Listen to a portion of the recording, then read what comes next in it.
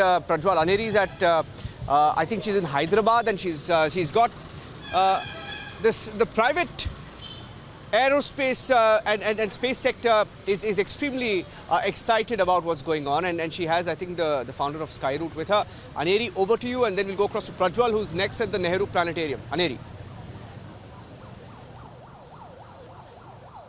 Well, Niranjan, definitely a lot of excitement over Chandrayaan-3, but also at the same time, we have with us the co-founder of Skyroot Aerospace Private Limited, Mr. Pawan, with us. We'll talk to him and know what exactly Chandrayaan-3 and how excited is the private sector, because also very important to look at the private sector's contribution in our aerospace and also in the space. So, Mr. Pawan, you talk to us about how the private sector is doing right now in the space conditions, and also recently we had seen Vikram, which was launched from the Skyroot's company as well. What do you have to say on this? Yeah, so I think it's a landmark event today. It will put India in spotlight, considering that it's a very major landing and will become the 4th country in the world, to have a successful, moon landing. So from the private sector point of view, I think it will be a great boost for us, considering that the sector has been just open to private players just a couple of years ago. And this coming up will put India in spotlight, and there'll be a lot of good collaborative opportunities worldwide, partnerships, investments, et cetera, et cetera. That will be a big boost. I think this event will be a big boost to the private sector as well, because that will build confidence for the world on India. When we talk about Chandrayaan-2 and Chandrayaan-3, definitely a lot of excitement this time around. Just few hours from now, we will be seeing the landing as well, which will be taking place on the South Pole.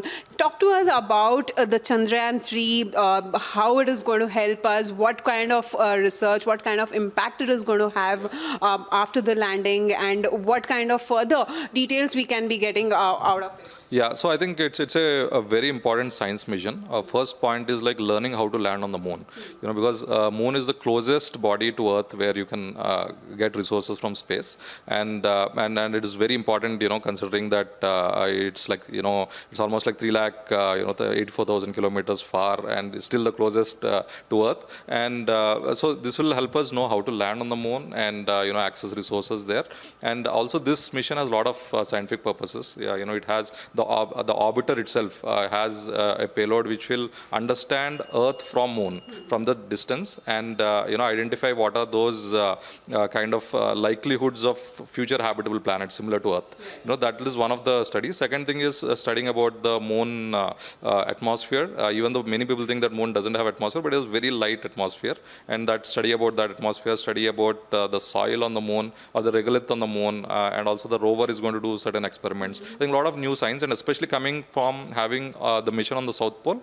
So there will be, we expect that there are certain regions where we can find ice, water ice on the moon. I think that will be a major discovery if we do so. And also possibility of probably microbes in it, we never know. So there's a lot of things to unveil now on the moon. So a lot of learnings for humanity as a whole. So looking forward to it. Yeah. So billions of prayers for Chandrayaan-3 to be a successful one, but also at the same time, when we talk about that 17 to 18 minutes, the terror time which we are talking about, how difficult, or what would be the possibility, and how is it going to be those 18 minutes, very crucial one for our India as well, as we are going ahead with Chandrayaan-3. Can you talk to us? Yeah, so in fact, it's a very challenging mission. In fact, if you see worldwide, the last 5 attempts to land on the moon, 4 have failed, So that's the kind of complexity it has. And, but of course, we have a lot of confidence because we have a lot of data from our previous mission, Chandrayaan-2. So there's a lot of great a lot of great data we have, a lot of changes has been done. So one of the key things we have heard from ISRO is that they have done extensive testing, very rigorous testing over the last 4 years. A lot of failure modes have been identified, a lot of new redundancies, number of sensors have been increased, number of electronics has redundancies now, and new sensors, which can have more accurate capabilities. Even the thrust control is made better. A lot of several changes has been made on the spacecraft to see that, we, get to the landing as smoothly as possible this time. But still, having said that, anything can go wrong. A lot of surprises. Space is full of surprises, and, there's a lot of, unpredictability involved in a mission of this complexity. But however, the confidence is high, the preparations are robust. So very exciting to look forward to the mission today. Yeah. So that was Mr. Pawan speaking to us on Republic TV.